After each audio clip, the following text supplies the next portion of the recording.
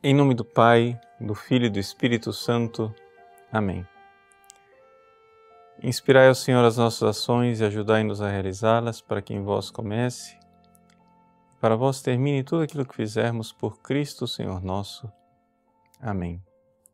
Santa Maria, Mãe de Deus, rogai por nós. Em nome do Pai, e do Filho e do Espírito Santo. Amém.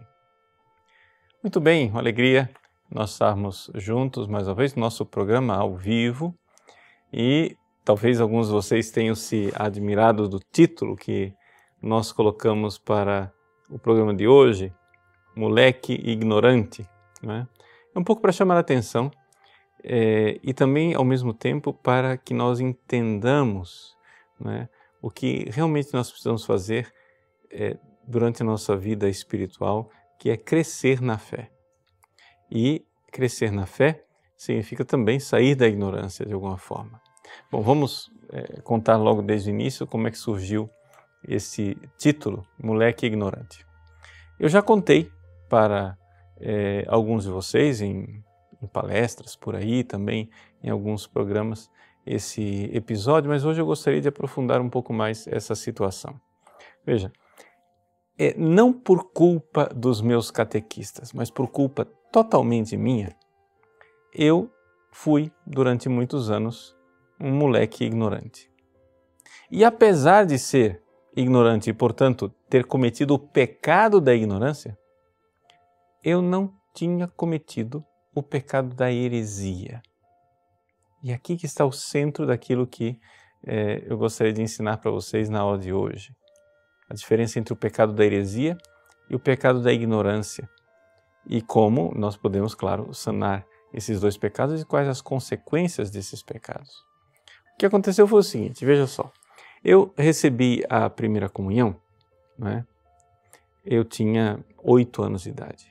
Era muito novo e não era pela idade que eu era ignorante, né? E também não era culpa da catequista. A catequista certamente deve ter me instruído muito bem, mas eu simplesmente ia para aquela aula de catequese sem grande atenção, sem me preocupar minimamente, né, com o que fosse a catequese recebida, o objeto daquilo que era a primeira comunhão. Eu sabia que eu ia receber uma hóstia, mas não sabia muito mais do que isso, né? De tal forma que quando chegou o dia da minha primeira comunhão, né, eu fiz a minha primeira comunhão no colégio Boa Viagem, lá em Recife, onde eu morava, e nasci em Recife, para quem não sabe, né? E tendo recebido a primeira comunhão, quando eu voltei para o meu lugar, o primeiro comentário que eu fiz, vejam só que coisa vergonhosa eu dizer isso, né? Com 8 anos de idade, o primeiro comentário que eu fiz foi cutucar a menina que estava do meu lado e dizer assim: o vinho do padre me deu dor de cabeça. Imagine, que coisa absurda. Além de ser totalmente inadequado, ainda mentiroso, né? Porque é impossível que no espaço de alguns segundos entre eu receber a comunhão sobre 2 espécies, né, por intinção, eu recebi, segundos depois eu já estava com dor de cabeça. Impossível, isso não existe. Fisicamente, né, não existe isso. Mas foi o comentário que eu fiz. Então, este comentário me ficou na cabeça, eu me lembro que eu fiz isso. Então, isso quer dizer que eu não sabia exatamente o que eu estava recebendo. Eu era absurdamente ignorante. Isso aos 8 anos de idade. Aí depois eu vim para Cuiabá. Vim para Cuiabá com 10 para 11 anos de idade. E aqui em Cuiabá eu fui aluno do Colégio São Gonçalo, Colégio Salesiano. E eu me lembro que na aula de religião a professora começou a explicar a respeito da natureza de Deus, né? E ela então, para dizer que Deus era eterno, começou a dizer em sala de aula, não é? Que Deus é eterno, Portanto, não me venham agora com essa bobajada de ficar perguntando quem é a mãe de Deus, quem é o pai de Deus, porque Deus não tem pai, Deus não tem mãe, Deus é eterno. Até aí, tudo bem. O meu colega ao lado, chamava-se Mauro, hoje ele é médico, mora lá na região norte. O meu colega, casado com filhos, né? Isso eu estava na 6ª série, imagine. Meu colega Mauro cochichou, né? Sentava na cadeira ao lado, cochichou para mim dizendo assim: mas Jesus tem pai, Jesus tem mãe. E eu então disse para ele esta frase terrível. Eu disse, sim, tudo bem, mas Jesus não é Deus, Jesus é Filho de Deus. Ou seja, aos 11 anos de idade eu não sabia que Jesus era Deus. Eu já tinha feito primeira comunhão, desde os 8, portanto há 3 anos eu já tinha recebido a instrução catequética, não tinha feito ainda a crisma, graças a Deus a crisma, a minha catequese para a crisma foi bem diferente, minha catequese para a crisma foi extraordinária, meu catequista foi um padre muito virtuoso, muito santo, o padre José Crevacore, né, o salesiano de Dom Bosco, que Deus o abençoe e recompense por tudo que ele fez por mim. Então, quando eu tinha feito lá, estava na 6ª série, 11 anos de idade, eu não sabia que Jesus era Deus. E discuti com o meu colega lá, com o Mauro, em sala de aula. Eu falei, mas escuta, né? Jesus não é Deus, Jesus é só Filho de Deus. Ou seja, na minha cabeça, Jesus era um homem. Claro que Jesus é um homem, eu sei disso, mas era só um homem. Né? E nós sabemos que Jesus não é somente um homem, Jesus é o próprio Deus, o Filho de Deus eterno, que se encarnou e nasceu da Virgem Maria. Pois bem, assim foi a nossa discussão e aí eu fui para casa. Quando eu cheguei em casa, eu fui ver o catecismo, porque eu queria tirar limpo aquele negócio. Eu então fui, peguei o catecismo e então, para a minha surpresa, estava lá escrito que Jesus era verdadeiro Deus. Eu mudei de opinião imediatamente. É isso que é importante notar. Né? Eu não precisei de argumentação. Quando eu descobri que a igreja ensina que Jesus é Deus que se fez homem, eu mudei de opinião imediatamente. Então, isso quer dizer o quê? Veja só. Isso quer dizer, primeira coisa, que eu era réu do pecado de ignorância. Por que a ignorância é um pecado? Porque aqui trata-se de uma ignorância onde eu realmente tinha obrigação de saber. Né? É a chamada ignorância crassa ou ignorância supina. Né? Ou seja, eu tinha obrigação de saber, eu tinha feito catequese. Os meus instrutores tentaram me instruir e eu, no entanto, fiz cara de paisagem e não quis ouvir, não quis aprender, não me interessavam aquelas coisas. E, portanto, aos 11 anos de idade eu não era mais, né, um infante, eu já estava, era um pré-adolescente ali, eu tinha já a obrigação de ter um pouco mais de juízo na cabeça. E, portanto, eu pequei de ignorância. Pequei de ignorância porque eu tinha a obrigação de estudar a minha fé. É isso que as pessoas têm que compreender, não é? Que hoje em dia a ignorância ela é usada para excusar, para dizer, eu não sabia, portanto não é culpa minha. Não. Você, sim, é culpado. Não é? Por quê? Porque você realmente tinha obrigação de saber. Você era ignorante por negligência. A ignorância ex negligencia, não é? Portanto, a ignorância ela é imputável, sim. A ignorância ela só é ela só excusa, ou seja, ela só desculpa quando a ignorância ela é invencível, não é? Mas aqui tratava-se de ignorância vencível. Ou seja, eu podia vencer aquela ignorância se eu tivesse estudado, não é? Mas aí, veja só, eu não sabia que Jesus era Deus. Isso quer dizer que eu não tinha fé? Bom, eu suspeito pela minha atitude de chegar em casa, consultar o catecismo e ver que a igreja ensinava que Jesus é Deus e mudar de opinião imediatamente. Eu suspeito que pela minha atitude eu tinha fé. Eu não era um herege. Eu só era um moleque ignorante. Por quê? Porque a fé, ela é una. Veja, o que diz Santo Tomás de Aquino na Suma Teológica, nós estamos aqui na segunda sessão da segunda parte da Suma Teológica. Eu infelizmente esqueci de trazer a bela edição da Suma Teológica que foi feita pela editora Eclésia, que eu a recomendo, né, para aqueles que não têm condições de pagar a edição da Loyola, que é bastante, né, dispendiosa, mais cara. Nós temos aí agora à disposição uma edição bem mais barata da Suma Teológica, que é a edição da editora Eclésia, é só em português, mas para aqueles que querem, né, já adentrar no estudo da Suma Teológica, né, é realmente um texto muito bom. Então vamos lá.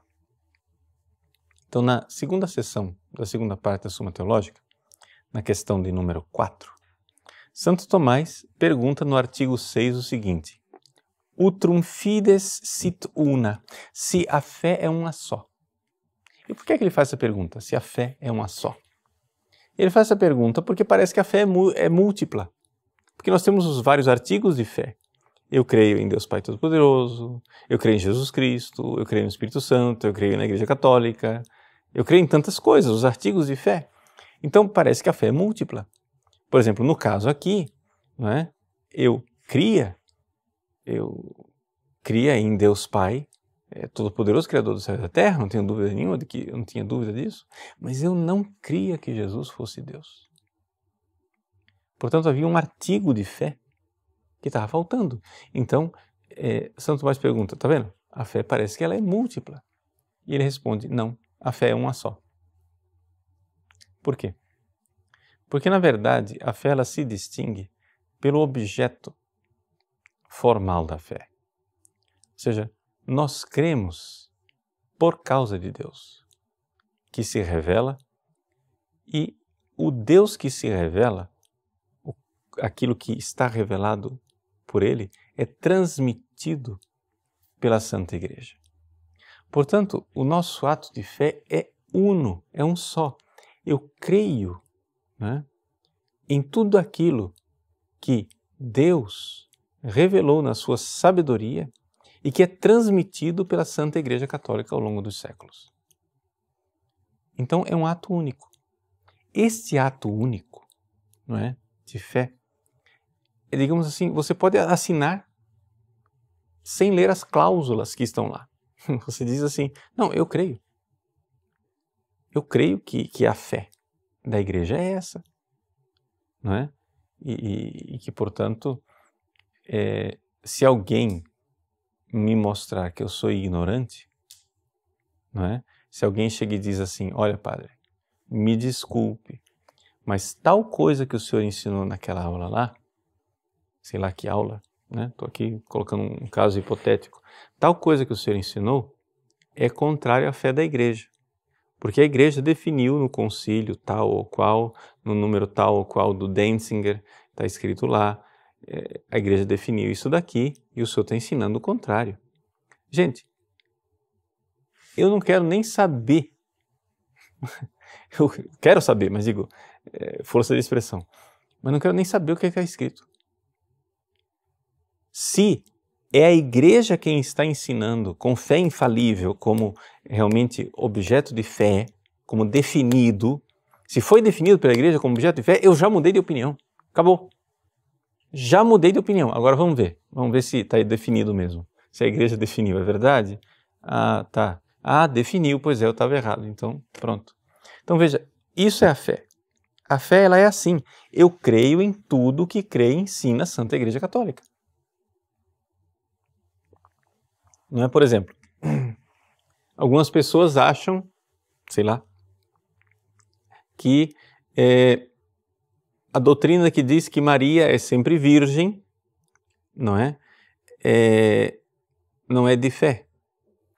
Ou seja, que Maria poderia ter outros filhos, além de Jesus. Só que é de fé. Foi definido pela Igreja, né? Claramente, e depois está na mais antiga tradição da Igreja, né? Virgem antes, durante e depois do parto. E, portanto, é de fé católica. Bom, uma pessoa que tem fé e fica sabendo disso, ela tem que mudar de opinião na hora. Vamos dar um exemplo mais concreto, assim, histórico até. Durante séculos e séculos, os franciscanos debateram com os dominicanos a respeito da Imaculada Conceição da Virgem Maria. Os franciscanos eram os mais, digamos assim, convictos defensores, heróicos defensores do dogma da Imaculada Conceição, e os dominicanos tinham suas dúvidas e achavam que aquilo não era fácil de se conciliar teologicamente com a ideia de que Jesus era o Redentor de todos. E, portanto, o que alguns postulavam era que a Virgem Maria tinha sido concebida em pecado, mas no primeiro instante da sua existência, ainda no útero, ou no ventre, né? No caso aqui no tubo uterino, no ventre de Santana, ela teria sido redimida, para que o Cristo pudesse redimi-la. E os franciscanos defendiam o contrário, dizendo assim que, com o argumento de Duns Scoto, né, que realmente a Virgem Santíssima foi concebida sem pecado original, porque existem duas formas de redimir. Uma forma é tirar do pecado, outra forma é evitar que caia no pecado. Então, exatamente evitando, Deus redimiu, Jesus redimiu a Virgem Maria. Foram os méritos, anteprecisa merita, foram os méritos de Nosso Senhor Jesus Cristo na cruz que redimiram a Virgem Maria e por isso ela nasceu imaculada. Eram essas duas escolas teológicas que debatiam. Até que, em 1854, o bem-aventurado Pio IX declarou como de fé infalível da Igreja Católica que a Virgem Santíssima é imaculada desde o seu primeiro momento da concepção. O dogma da Imaculada Conceição. É impressionante o que se deu naquele momento. Ou seja, assim que o Papa declarou como infalível, imediatamente todos, unanimemente, todos os dominicanos do mundo inteiro mudaram de opinião. Isso não é fantástico? Ou seja, eles sustentavam a opinião contrária porque achavam que aquilo não era dogma de fé. Mas uma vez que o Papa disse, não, isso a Igreja crê há 2000 anos e faz parte do depósito, né, da fé, e eu o declaro infalivelmente, faz parte do depósito da fé, deixado por Nosso Senhor Jesus Cristo e transmitido através dos apóstolos. Quando a Igreja declarou isso, em massa os dominicanos mudaram de opinião. Isso é fé. Está entendendo? Isso é fé. Ou seja, quando você vê que a Igreja declarou que é dogma de fé, porque o que é o herege, o que é a heresia? A palavra hairesis quer dizer escolher. Escolha. Não é? O herege é aquele que escolhe no que é que ele vai crer. Não é? Então, ele fica ouvindo lá Jesus, Deus que se revela, e diz, nisso daqui eu creio, tá? Me convenceu. Isso aqui, não, isso aqui é demais. Então, o que acontece? Quando você começa a escolher no que você vai crer, você não perde um pedaço da fé. Você perde a fé inteira. Por quê? Porque o que acontece é o seguinte, gente, veja, vamos supor que houvesse somente 5 dogmas de fé na igreja. E você com sua inteligência discursiva, você vai lá e se pergunta, será que essa coisa aqui me convence? Me convenceu. E essa outra aqui também me convenceu, me convenceu, me convenceu. E eu fiquei convencido argumentativamente a respeito daqueles 5 dogmas, que são todos os dogmas da igreja. Isso aqui a igreja tem muito mais dogmas do que 5. Eu estou dando aqui, estou simplificando. Eu tenho aqui os 5 dogmas, que é todo o conteúdo da fé. Todo o catecismo são 5 dogmas, faz de conta. E eu, argumentando, pensando, raciocinando, chego no final da conversa à conclusão de que eu concordo com a igreja nesses 5 dogmas. Mas eu creio, não pela autoridade do Deus que se revela e pela transmissão, não é, da Igreja Católica ao longo dos séculos. Eu creio porque a minha argumentação me convenceu. Ou seja, materialmente falando, você crê nas mesmas coisas que estão no catecismo, mas você não tem fé. Porque você não tem um objeto formal da fé, que é o que unifica tudo. Ou seja, eu creio porque Deus revelou. Bom, se é Deus que está falando, a água parou, não está aqui, não estou para discutir com ele, né?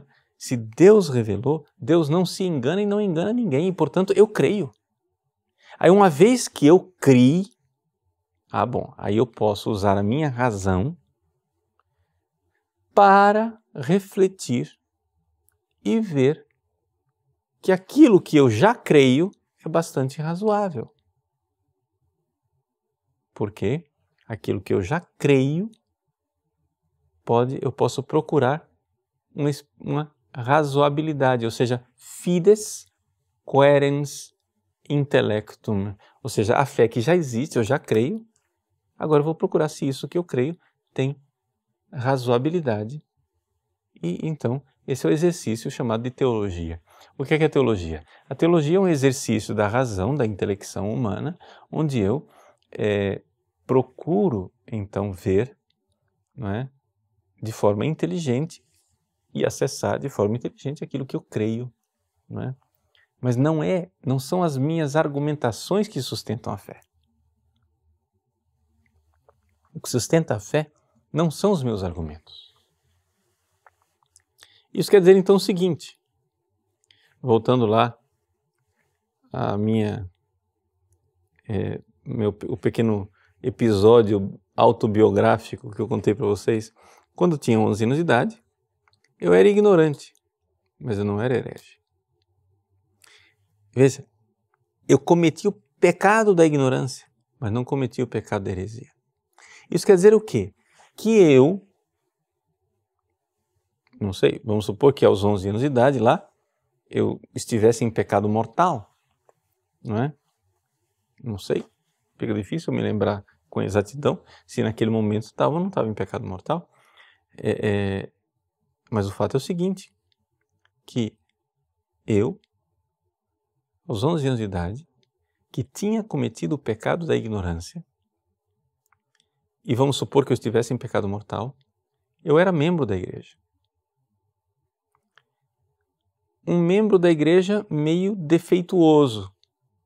Por quê? Porque, claro, se eu estivesse em pecado mortal naquele momento, ou seja, quem está em pecado mortal, quem tem fé e, ao mesmo tempo, está em pecado mortal, é membro da igreja, mas, claro, está com a sua alma assim, em grande perigo de condenação se morrer em pecado mortal, né? É evidente. Mas é membro da igreja. E está recebendo o influxo vital da igreja através da fé sobrenatural. E é muito mais fácil para esta pessoa que tem fé voltar ao estado de graça, se ajoelhar no confessionário e voltar à plena comunhão da igreja. O padre Garrigou, existe ele neste livro chamado Christ the Savior, um comentário à terceira parte da Suma Teológica, ele trata deste assunto, não é? Na página 315, o pessoal da minha equipe está colocando para vocês o link, porque esse livro inteiro está à disposição na internet. E ele trata aqui de um artigo, Whether Christ is the Head of All Men. Se Cristo é a cabeça de todos os homens. E no meio deste artigo, então, ele entra em discussão perguntando se as pessoas que não têm fé são membros da igreja. E ele diz que não. E as pessoas que não têm caridade, mas têm fé?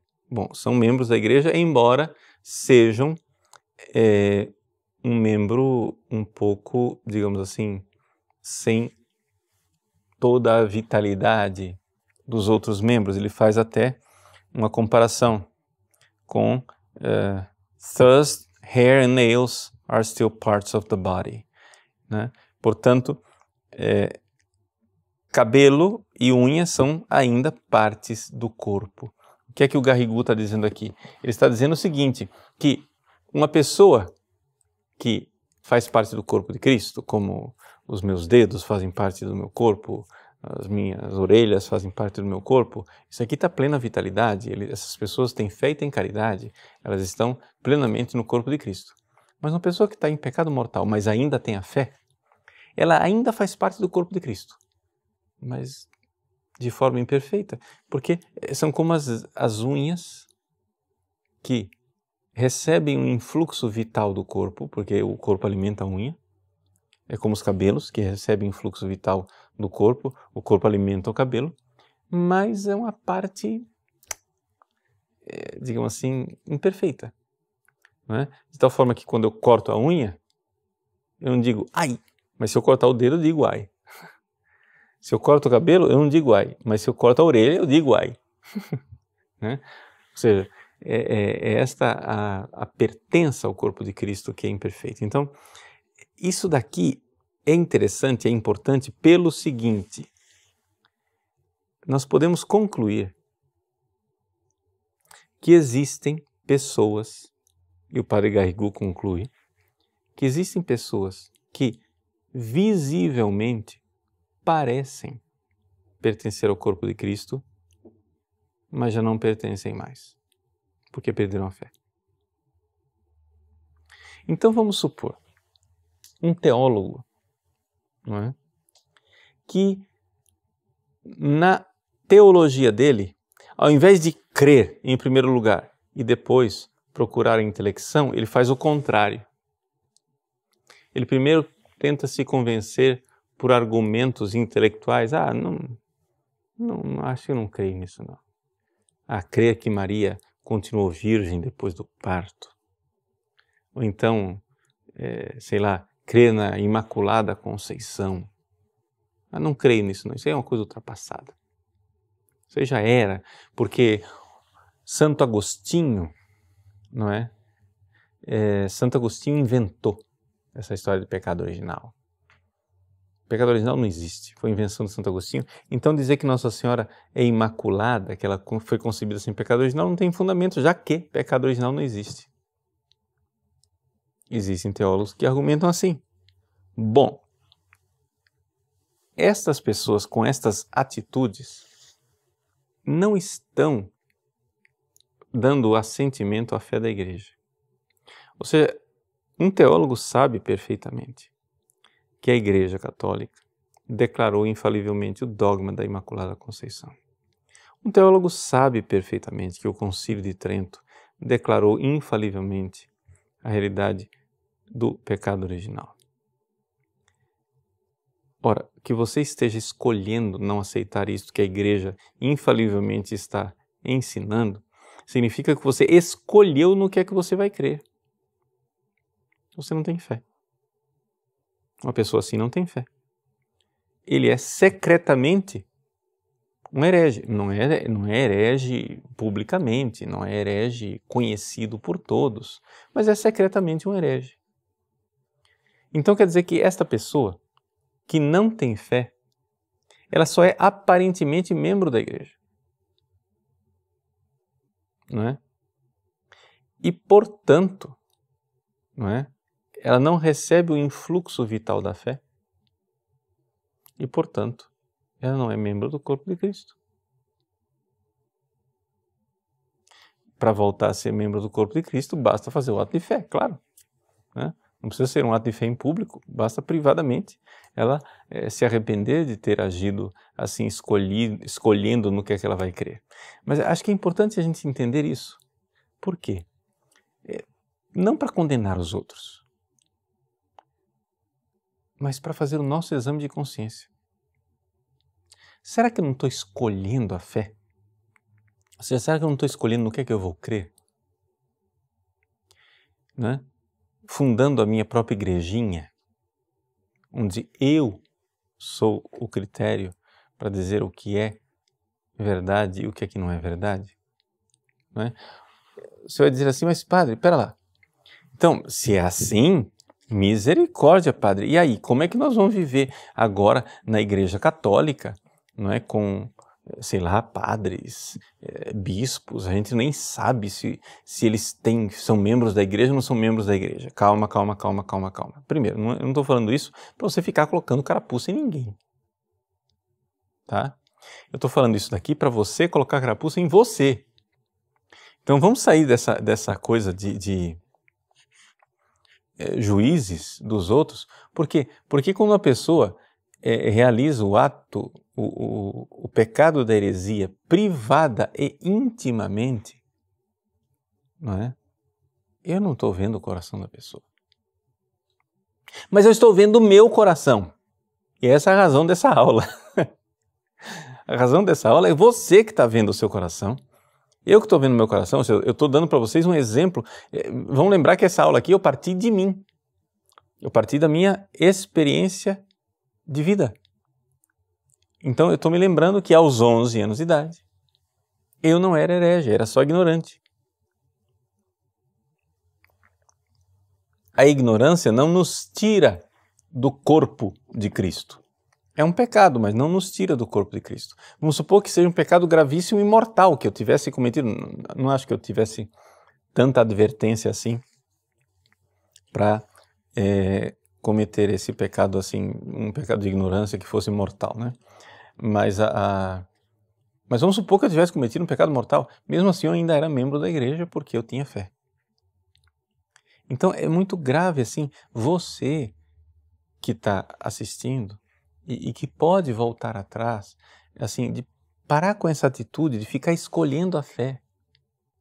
E olhando para nós mesmos, nós nos colocarmos diante dessa pergunta fundamental. E eu?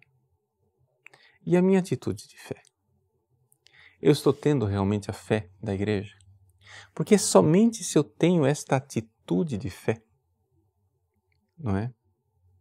Que eu sou um membro vivo da igreja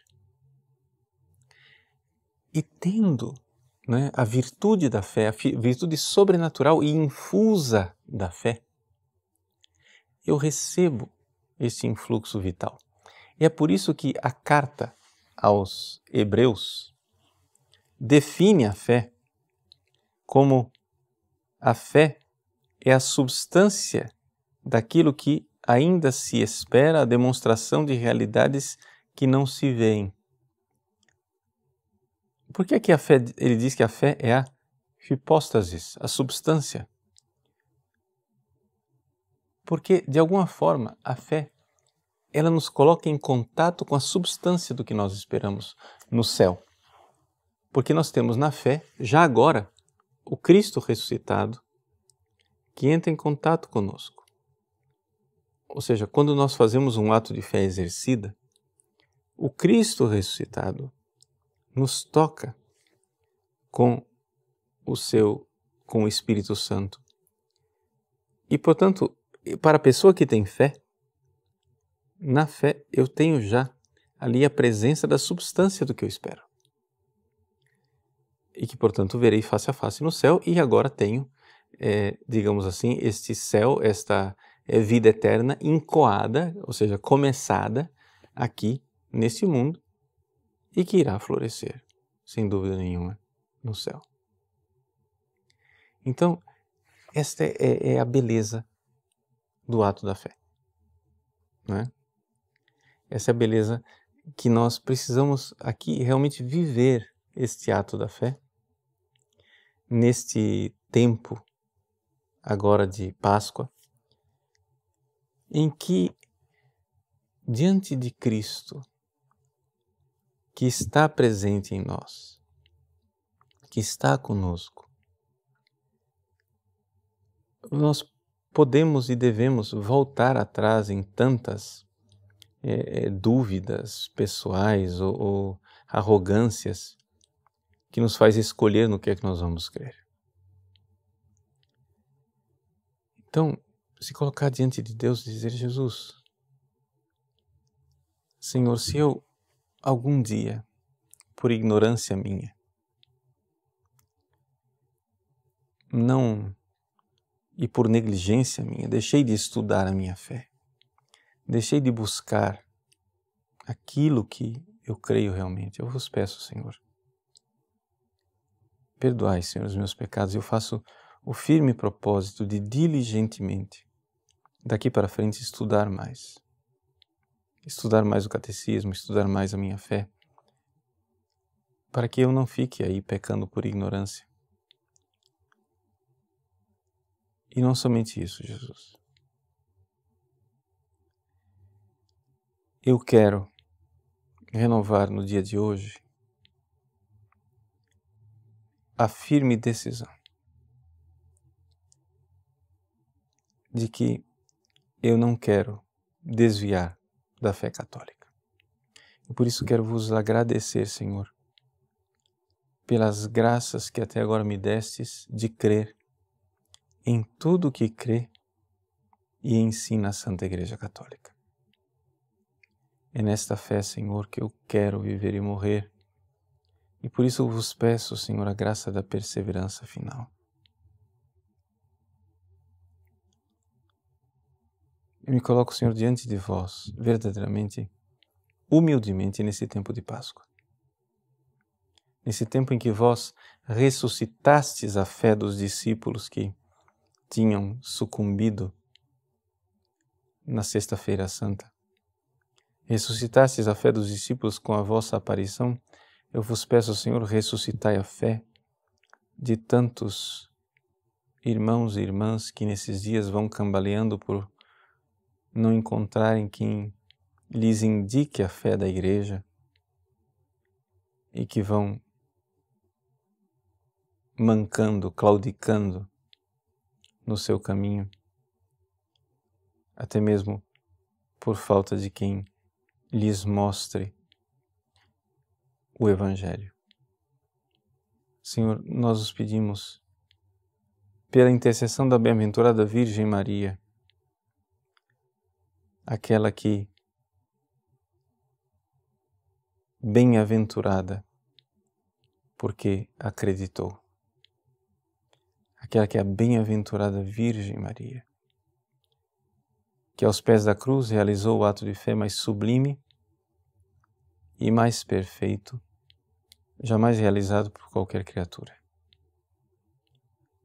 Que a Mãe de nossa fé nos conduza nesse caminho da fidelidade da fé e que você receba hoje e sempre na sua vida a bênção de Deus Todo-Poderoso, Pai e Filho e Espírito Santo. Amém.